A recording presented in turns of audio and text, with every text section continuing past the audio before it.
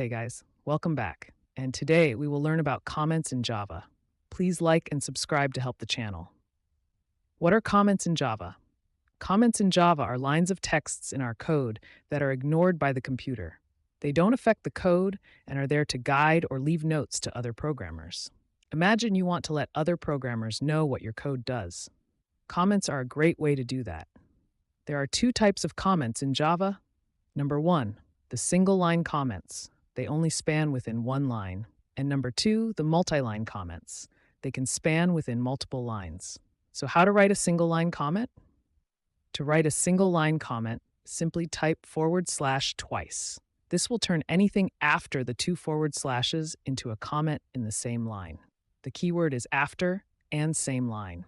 With comments, we can write a note to other programmers. We can even comment out a line of code. If we comment out a line of code, that line of code will not work. But how about a multi-line comment? To write a multi-line comment, first write a /, then write an asterisk without any spaces. After that, you must close your multi-line comment. To do that, first write an asterisk and then a /. It's like rewriting the opening in reverse order. Inside the open and close symbols, write your comment. It can be an instruction, a piece of text, or even an entire piece of code. But with this, we can expand our comment throughout multiple lines. Here are all the things we learn in this video. Number one, comments don't affect the code and are merely used to guide and leave messages to other programmers.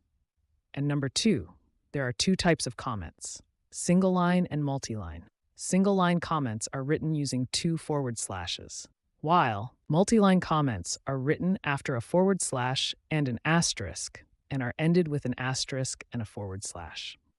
That's it for today's video. Like and subscribe, and thanks for watching.